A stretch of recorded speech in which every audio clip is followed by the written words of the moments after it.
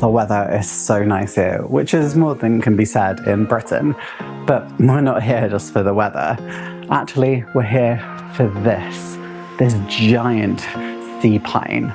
This is the Canadair, now Viking, CL-415, and today we're going to build the plastic kit of it from Hella. Hey guys, it's model making time, and today we're building the Canadair CL-415 from Hella. This 1/72 scale kit comes in beautiful yellow plastic, as you'll see when we do the unboxing. I actually bought this from an independent model shop, RJ Models. I didn't realise this though, that it came with so much included in the kit. This must have been resealed or something, but we'll get into that during the course of the unboxing. If you want to go check out the model shop, the link is in the description down below. Or contact details, I'm not sure if they have a website.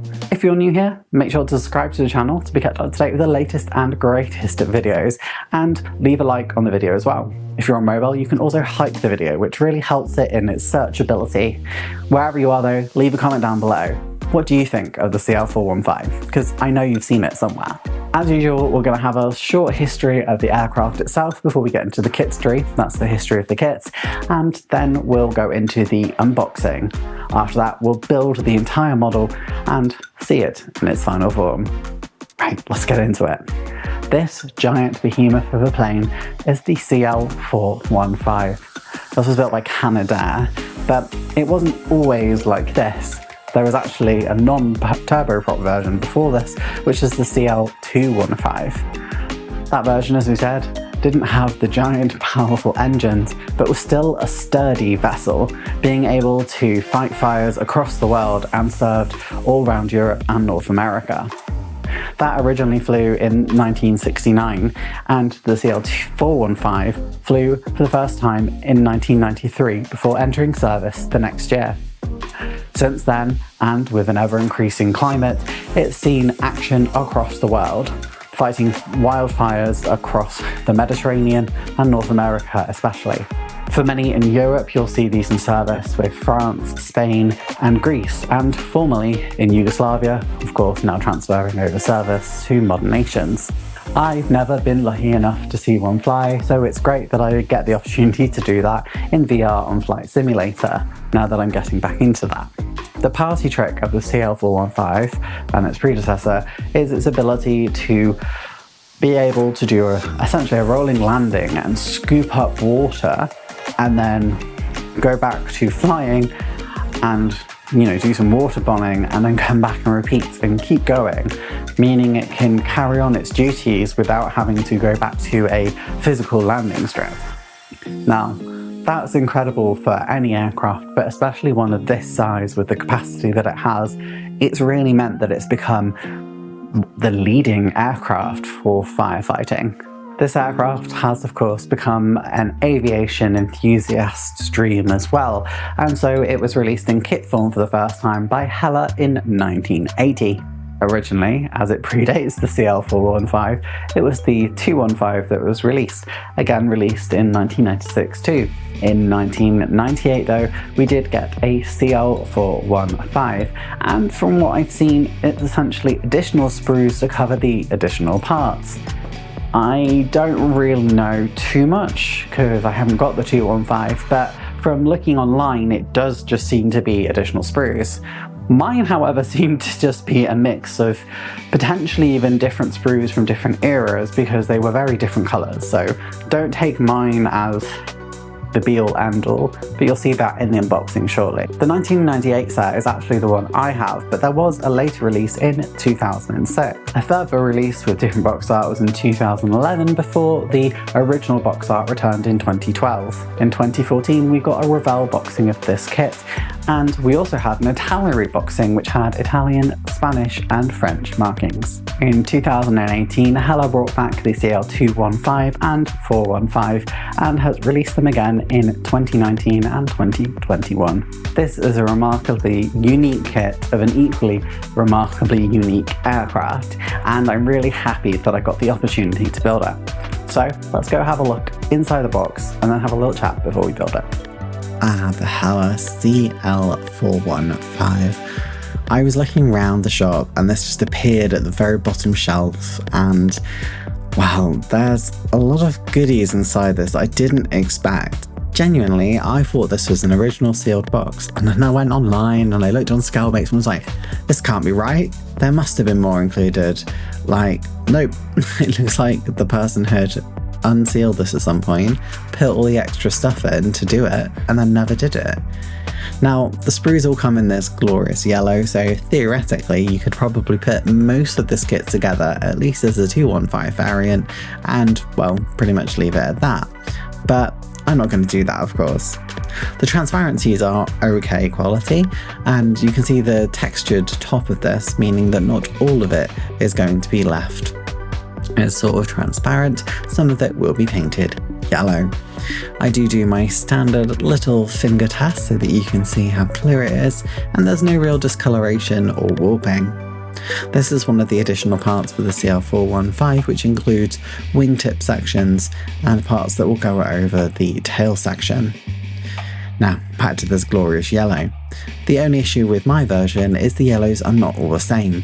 Whether or not this is the same for all the CL-415s, I'm unsure, but I definitely had at least 2 shades of yellows. I did also have parts missing, and this was my main indication that this was not an original copy, because, well, some were in plastic bags as well, so it indicated that they had been at least cared for at some point. Overall though, the model is quite interesting because it has the texture all over it of the little rivets, which means sanding down the joints is a bit of a pain because you're going to lose that surface detail. The inside of the model is rather bare, and quite frankly is, well, you're never going to see it unless you actually stick something inside to see it or light it up, because it's so large and cavernous and dark, you'll never see it. So if you really wanted to be lazy, bar the cockpit, you could probably just do nothing and leave the inside blank.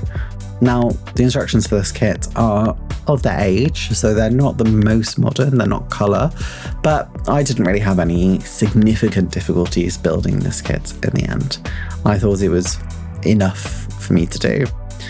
Whether or not I have all the parts in the end I'm not sure, but I think I do.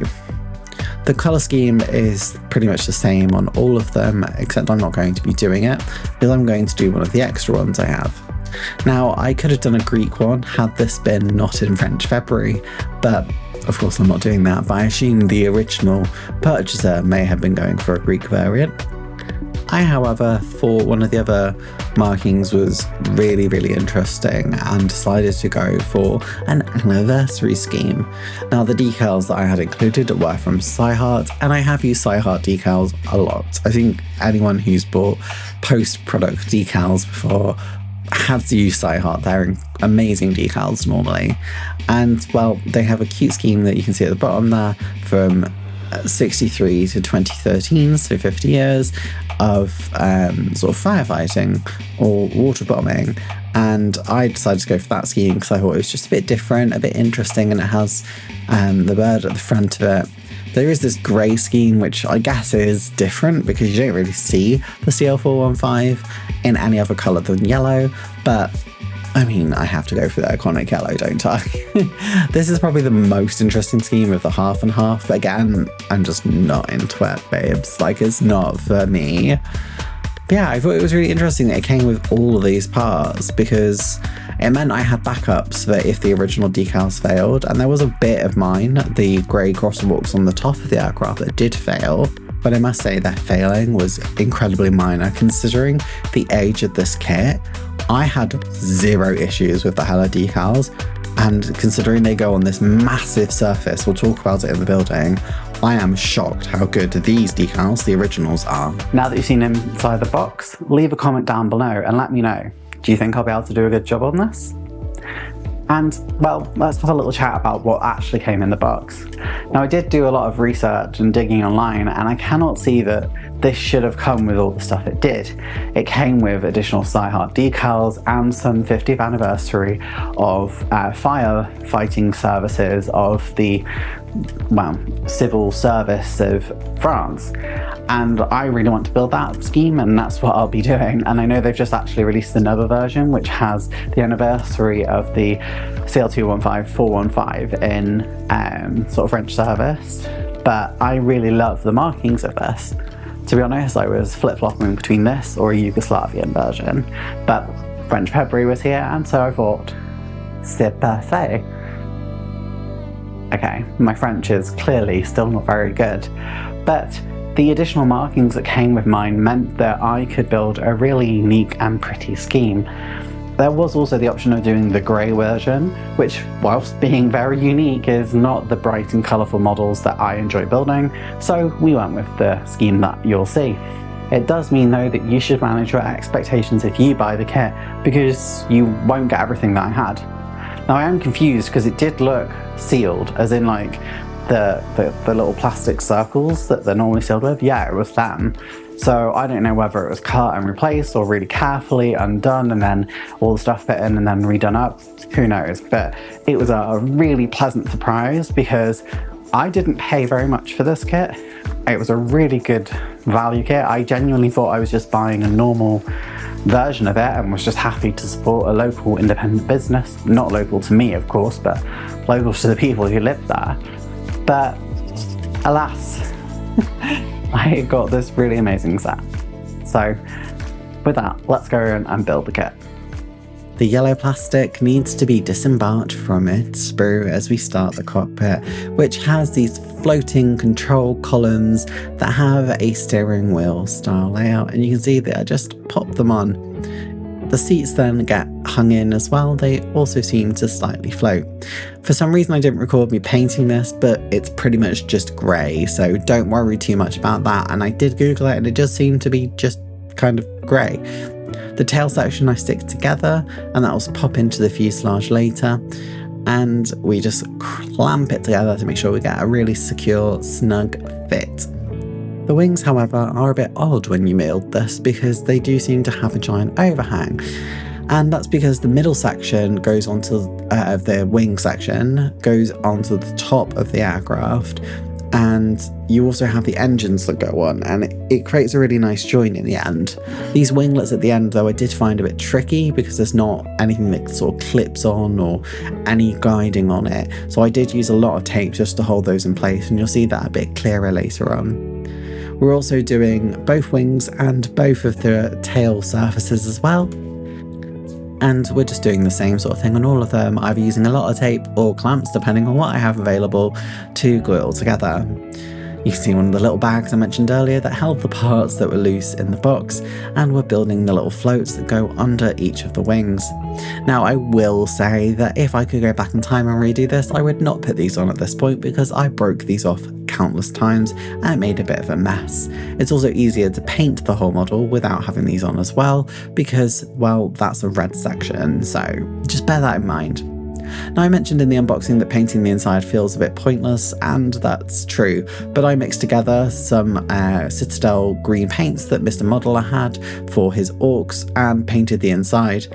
These tanks though I ended up repainting with a sort of steel colour and then a burnt sort of copper burnt exhaust, I think might be the colour from Life Colour, just to give it sort of a worn metal corroded finish. I painted the floor in the steel as well and then sealed it all together, putting in that middle wing section as mentioned earlier. I didn't actually capture me putting the fuselage halves together on screen because I sort of held it up to my face to make sure I was getting really nice alignment, and then I just basically tombed it together or like a mummy with all of that tape. The wing sections I then popped onto the sides, and it's odd because again, like, the wings naturally want to droop, so you have to use a lot of tape to hold it in place. I did this on both sides, and you can see where the engine's going to go as well is on the join, which then hides the join as well. So this is actually quite a well engineered model, I think, especially for its age. And it falls together quite quickly too. The actual front of the nose of the aircraft as well goes on afterwards, so you can worry about all the weight afterwards too, and you can actually add more weight through the front of the cockpit as long as you've not put the control panel in as well, which I may end up losing mine anyway and having to scratch build one. So yeah, that's the whole thing we'll deal with. But first we need to make sure both of the wings are fully secured on, and then once they are, we'll be able to put the engines on. Now, I've not done it fully on screen because it's quite something I do in all of my builds at this point. You can go watch my video on magnetizing propellers, but I did that on this instance as well. So yeah, these are just like two halves of the engines, and then the rear exhaust bit you can see at the back, the white bit. For some reason I didn't film these, and I'm sorry I didn't. And you can just see the back of the propeller there where I've stuck a magnet into the actual prop shaft and it just magnetizes on, which is really nice. And this is where I learned there was that giant gap, and I didn't realise it at the time, so a lot of glue went onto the surface, but it's okay because I ended up getting a really nice amount of weight in there, but I couldn't quite get this bit to sit flush. I did end up sanding it down a lot, and then went on and primed it outside. And yeah, I'm using Citadel's white paint to paint a yellow model that I will then paint again yellow, but it seemed sensible at the time, though in hindsight, I probably should have just used a rattle can to paint it yellow, and well, you'll see why, and we'll talk about that in a moment. This is just done outside in my garden because don't want to do all this spraying inside. It's not good for you. Okay, so we're just going to take a second. So I taped all this up and I was really excited for the painting to begin. So you're going to see it and I'll talk you through it as it happens as well, but I almost binned this entire project because I did the red and it looked amazing, and I thought I'll do the red and then I'll do the yellow, because in my head the logical way to do this was red first and then cover it with the yellow again afterwards. That made sense to me. And look, I love Gallery Kaleido works. The red on this looks stunning. The red I could hand paint as well. The yellow, however, just didn't do it for me. It has not a lot of like coverage. I probably should have primed again and then done the yellow, and that's probably where the error lay for me. So what I ended up doing for the yellow afterwards was ordering Humbrol's yellow spray can and doing it like that. But what you'll have noticed throughout this is the aircraft has a lot of rivets. The texture on it is actually great. Makes it a pain for when you want to try and get rid of like seam lines because you end up sanding them off. But it looks great. It also means it's really hard to get a good seal on the tape, as I discovered. And I had a lot of leakage. Both times. Luckily, repainting the red wasn't that difficult and I ended up going with it. But get ready to be frustrated as you watch me paint this.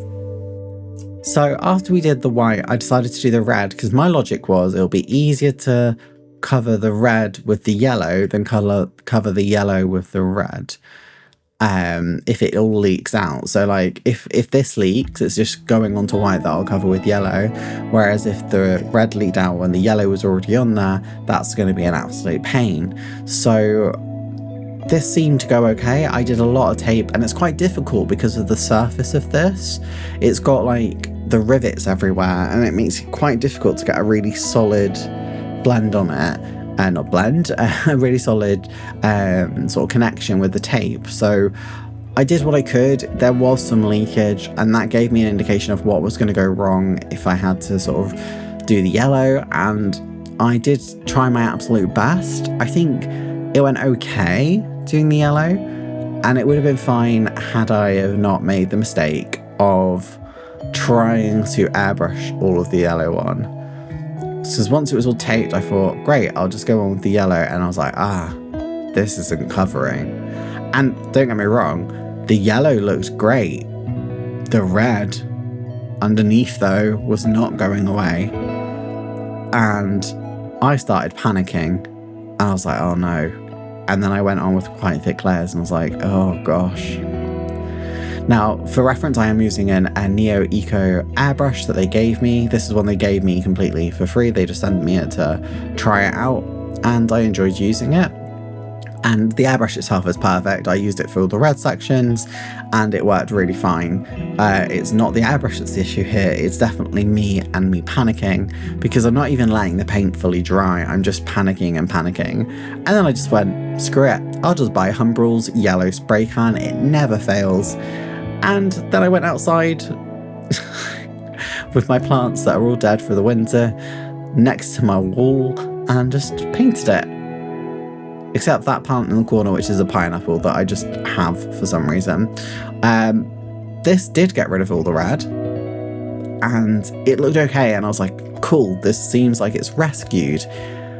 But I still had to take the tape off, and of course I had to go to Bovington Tank Show this year, and well, I, for some reason, decided to remove all the tape as I was going to Bovington, and it wasn't horrendous, but the yellow that had leaked was the gallery yellow, not the yellow from before. Now, had I known I was just going to rattle can this, when I had put the tape on, I would have sprayed it red and then sprayed it yellow, because that would have sealed it in with the red and then put the yellow on top. And in hindsight, that's what I would do if I do it in the future. But it looked great. I then sprayed on a gloss coat varnish, so I could put all these decals on. Now, the only decal that I think I really had an issue with was probably the nose, because it wasn't fully black, and I'm not sure why, because looking online it should be fully black, so I ended up painting that in. But these side decals I was massively panicked about, and they went on fine. I was really surprised, because I thought this was going to be a really difficult surface to work with. It wasn't really at all. It was actually remarkably easy. I did misalign it on one side. I think it was on this side here, which is the left side of the aircraft, because there's like cutouts on the letters, depending on if it's going to be by a door or a window, and I did misalign that. But you can see once I got all of it on, it lines up and looks actually really nice. I was terrified of doing this, mind you. I thought this was going to be really difficult, and it wasn't. And yeah, it turns out I didn't really need to do the red either on these strips, because these strips are red. Could have saved myself a lot of hassle there. But never mind. And that was pretty much it for the decals. Then did the walkways. And I did put the birds on the front, but apparently I did that off camera. I'll be honest, I was so frustrated with this build, so panicked and frustrated, that I didn't do all of this on camera. I very nearly binned this model at one point. So I'm glad I didn't. But yeah, this is what we ended up getting. And it looks nice. It looks really, really nice in the end. I just wish I'd taken a bit more time and not panicked as much, and then I probably would have filmed it all. I think one of the most impressive bits of this, and you'll see this in the final reveal, is that the decals actually sink into the texture really well. Like on the roundels, you can sort of see it's starting to happen. I've obviously used Microsol and Microset throughout this, but they sink into the texture of the model so nicely. And honestly, again, like considering the age of this kit and it's Hella, who are not known for their best decals, I was shook by this. Quickly interrupting before we go any further. So many of you might be wondering, why didn't this video come out in French February? And there's a few reasons for this. Firstly, I messed up the canopy. So I'd finished the model, or at least as finished as I wanted it to be. I went to put the canopy on and I fogged it up. So then I had to order a replacement. Then mental health got in the way a little bit. So that meant that it was delayed even more. I know, Archie. After that delay, I then dropped the model. It landed on its tail and got slightly dented, and there's a small crack on the back of it now. Now, I'm still deciding that I'm gonna just go for it and let you guys see the finished result, but just bear that in mind. This is probably far from as good as it should have been, to the point where some of the little like aerials and masts are on the top are just not there, because I got to a point with this project where I was just like, it's just done. I'm just calling it done. That's it. It's done, because I otherwise will just never release it. So yeah, anyway, back to the video. Well, what do you think?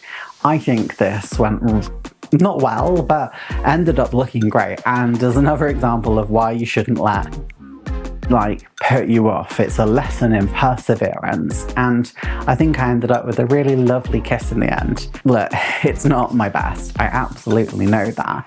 And well, yeah, I lost a bit of the cockpit as well, the instrument panel, and had to make one out of a spare trolley token that Model Minutes gave me. Yeah, sorry, Model Minutes.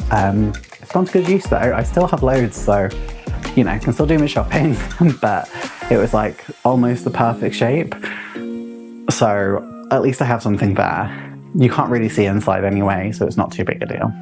And with that, I think it's time to go and have a look at this beautiful aircraft popping off.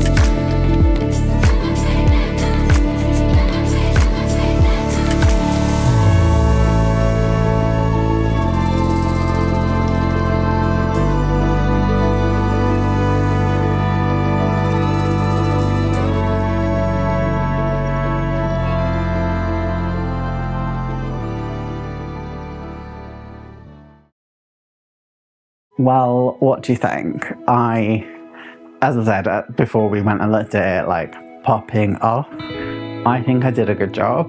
It's not my best model by any means, but it was big compared to what I normally do. This is probably, I want to say probably about the size of a Lancaster. I've not put them side by side.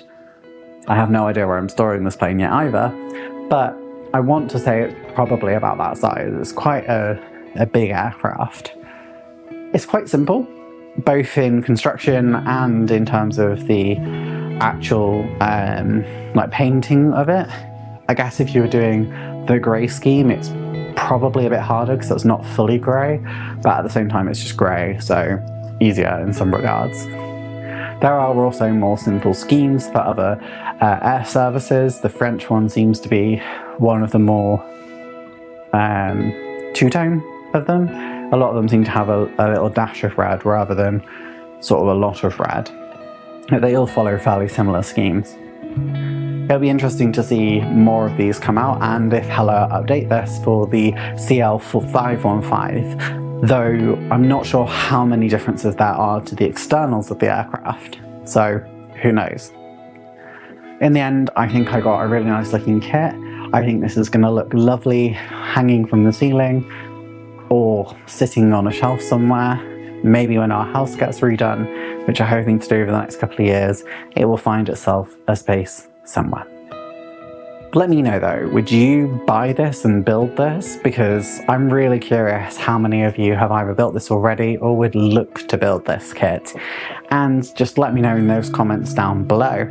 So I thought we'd just take the end of this video to have a look at what people posted for French February 2026. I was going to do a separate video for this, but I have time to do it here. So I've used people's Discord name.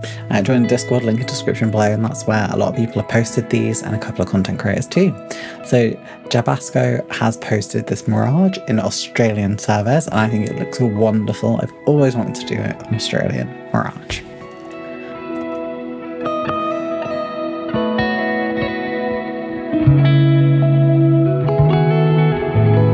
whilst unfinished, we have Joey Huey's Battle, and this looks great. I cannot wait to see it finished.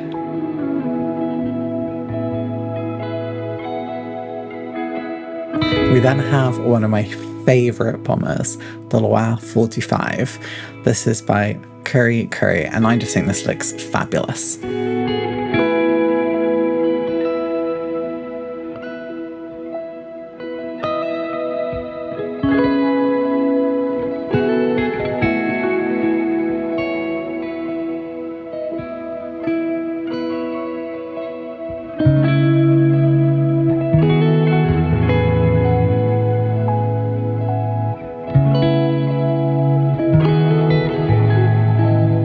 Next up is To Boldly Go's Spitfire Mark 1.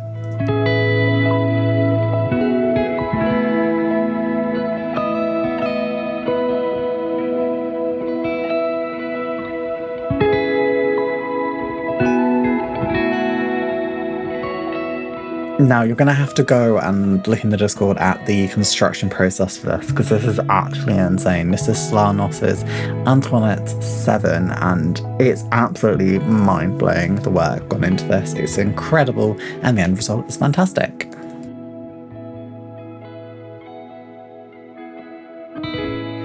Then we have one of my dear friends, Model Minutes, making their F6F and their Rafale. Both of these have their own video, so please go over to Model Minutes' channel and give them a watch and tell them that I sent you. But yeah, they did 2 for French February, which is more than I actually managed to get out in the end, and both of them look absolutely fantastic.